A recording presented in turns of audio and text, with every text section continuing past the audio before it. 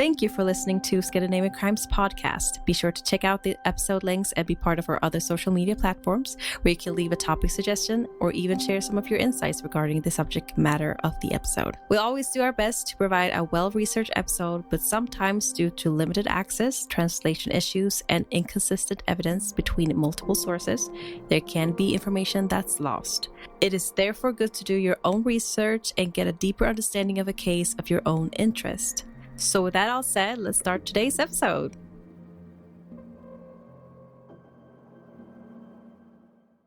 I'm just going to start.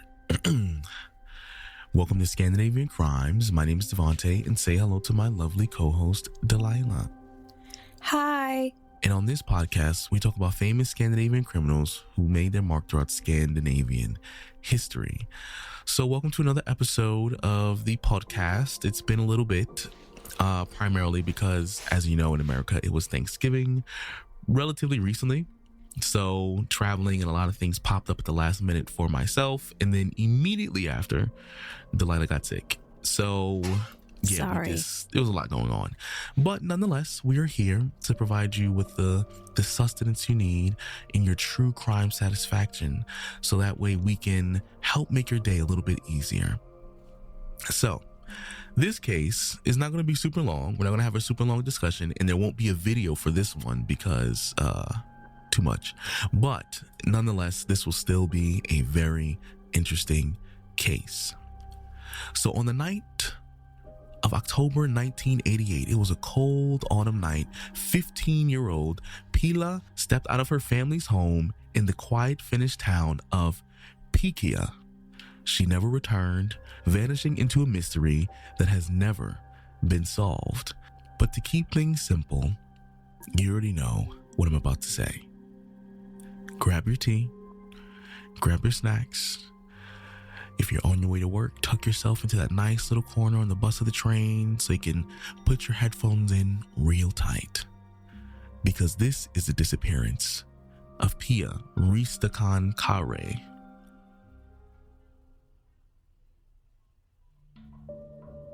Piia Ristikankare was 15, a quiet but determined teenager growing up in a small southwest Finnish town of Piia. She lived in a modest house with her father, Heikki, her maternal grandfather, and her two younger brothers, 14-year-old Teo and 3-year-old Kalle. Her parents had divorced after her mother's long struggle with alcoholism, and Piia had gradually lost contact with her. Friday, October 7th, 1988 began like any other school day. Piia had planned to spend the night at a friend's house in a nearby Paimio, just a few kilometers away. At the last moment, Piia canceled her visit and decided to stay home to look after her little brother, Kalle. But when Kalle was unexpectedly allowed to go with their father, Piia was left at home with only her grandfather and her brother Teo for company. As evening settled over the house, the family followed their familiar Friday routine, sauna night. While Heikki and grandfather bathed, Piia and Teo stayed in the living room. A petty disagreement over the television remote sparked into a sharp quarrel. Irritated and upset, Piia decided to leave. She slipped out carrying only a small bag with a few finish marks, dressed in jeans and a denim jacket. Beyond the front door, the countryside was anything but quiet. In Paimio, the Pontala Youth Center hosted a school disco that had drawn more than 100 teenagers from surrounding towns, including Piia. Alcohol followed freely despite the presence of minors. Police eventually shut the party down after fights broke out, sending groups of youths and carloads of visitors spilling into the dark rural roads. For a region where strangers were rare, the night had unusual movement and noise. If Piia intended to reach her friend's home in Paimio, she faced several kilometers of unlit country roads. Cars and groups of teenagers were reported throughout the area that night, yet not a single reliable witness ever confirmed seeing her. From the moment she stepped into the cold rain, her trail simply vanished. When Heikki returned from the sauna, Teo explained that Piia had left after their argument.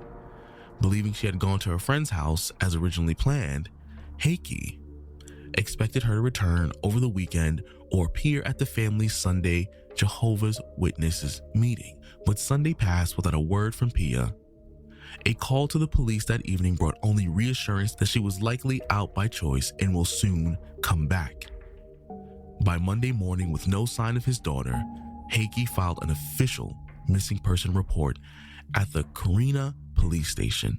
Despite extensive searches, no trace of Piia was ever found. Her home remains the last verified place she was seen. In the first days after Piia's disappearance, police treated the case as a routine teenage runaway. A formal missing person report was not filed until Monday morning, nearly 3 days after she walked out the house. The initial delay would haunt the investigation for years. By the time the search began in earnest, any fleeting traces Piia might have left were already lost in rain, traffic, as well as time. Once the seriousness of the situation became clear, authorities organized a wide search of Piia in the surrounding countryside. Combed nearby fields and forests, helicopters scanned from above, and waterways were brought in to sniff for human remains. Yet despite the effort, not a single footprint, piece of clothing, or personal belonging was ever recovered. Piia's savings, over 2,600 Finnish marks, remained untouched in her bank account, reinforcing the belief that she had not run away voluntarily. Detectives began interviewing family members, school friends, neighbors, and anyone who might have seen Piia. None of them reported anything suspicious. Piia's home offered no physical clues. Early reports of possible sightings fizzled. A teacher thought that she glimpsed Piia on a bus a week after her disappearance, but the lead was quickly ruled out. Another student claimed to have seen her near the school wearing light clothing, but the girl turned out to be someone else. Tips trickled in over the years. Some were mundane, others unsettling. In January 1990, a relative received a cryptic phone call from a man who described the location of a supposed grave before abruptly hanging up. Police later searched the site, a wooden shed on a property in Salvo, but found nothing. One of the most striking leads arrived in April 2002. Police received an anonymous letter postmarked in Sweden, but mailed from Turku, Finland. The writer, signing as Tom from Borås, claimed to have seen a girl who appeared unconscious being lifted into a white Volvo in Piia around midnight on the night of Piia's disappearance. The letter even included a partial license plate. Investigators tracked down the car and its owner, a man with a history of violent crimes, but no concrete link to Piia could be proven. In 2003, a fisherman reported that on the night of Piia's disappearance, he had seen two figures on a boat in Piia Latte throwing something heavy into the water. When they noticed him, they cursed and sped away. Divers searched the area, but no evidence surfaced. As the years passed, the case shifted from a missing person search to a suspected homicide. The Finnish National Bureau of Investigation, KRP, took over in 2003, re-examining every file and tip. They considered connections to known predators, including notorious child killer Jarmo or Jamu Siltavuori, and later Swedish murderer Anders Eklund. Both men remain persons of interest only in theory. At the time of Piia's disappearance, Jamu owned or had access to several properties in the southwestern Finland area, including one in or near Piia, where his ex-wife lived. Anders' crimes shared unsettling similarities and often crossed into Finland for work. Investigators considered the possibility that Anders might have been in southwest Finland when Piia disappeared. However, neither Anders or Jamu could be definitively linked to Piia's disappearance because there was no concrete evidence tying either of them to the case. Police determined that Jamu was in prison or otherwise accounted for at the times of Piia's disappearance. Cadaver dogs and searches on his property yielded no trace of Piia. Investigators found no record of Anders being in Piia at the time of Piia's disappearance. No physical evidence, eyewitnesses' accounts, or credible sightings connected to him in the area. Despite repeated searches, modern forensic testing, and interviews of old witnesses, the investigation never produced a breakthrough. In 2018, on the 30th anniversary of Piia's disappearance, police returned to the family home with cadaver dogs and collected personal items for DNA profiling. Nothing was found. In 2023, investigators again examined the white vovel named in the Swedish letter, and even unearthed animal bones beneath the garbage floor of the family house. Remains that turned out to be nothing more than a dog. As the years stretched on with no answers, a web of theories emerged. Some theories arose from hard evidence or credible tips. Others were born of speculation shaped by strange coincidences and gaps in the investigation. One of the earliest theories and the simplest explanation was an accident. That rainy October night, the roads around Piia were busy with cars leaving the Pantala Youth Disco. Police theorized that she might have been struck by a passing car and that the driver, terrified of the consequences, hit her body. This idea gained even more traction in 2002 with an anonymous letter from Sweden that described a white Volvo stopping in Piia and an unconscious girl being lifted into the car. But despite the extensive investigation, no proof ever emerged. Another possibility pointed to abduction or murder. The Pantala Disco had attracted unfamiliar visitors, and some detectives believe Piia could have accepted a ride from a stranger or crossed paths with someone dangerous. Others speculated that Piia had left voluntarily, possibly driven by tension at home or bullying at school due to her family's Jehovah's Witness faith. But her untouched bank account, lack of belongings, and complete silence since that night made the idea of a runaway increasingly implausible. Over the years, bones, skulls, and false leads have surfaced across Finland, each briefly reigniting hope before fading into disappointment.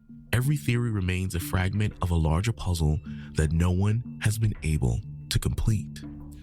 The disappearance of Piia has become one of Finland's most enduring cold cases. Her absence deeply affected her family, particularly her younger brothers, who endured years of speculation and cruel rumors at school. Piia's father, Heikki, continued to live in the same house for the rest of his life, waiting for answers that never came. He died in June 2024, never knowing what happened to his daughter. Local residents, amateur investigators, and journalists have kept the case alive through documentaries, podcasts, and online discussions. Some private citizens even offered significant cash rewards for information leading to the discovery of Piia's remains or the capture of her killer. The theories of Piia's disappearance reflect the breadth of possibilities that investigators have explored. Each holds fragments of plausibility, but none has been proven. Despite decades of forensic testing, renewed searches, and relentless examinations of tips, there is no body, no confirmed suspect, and no definitive account of what happened after the 15-year-old stepped into the cold October night. Today, the case remains open, officially classified as a suspected homicide. The Finnish police still welcome tips, but after decades of searching, Piia's fate remains one of Finland's unsolved mysteries, a story without an ending.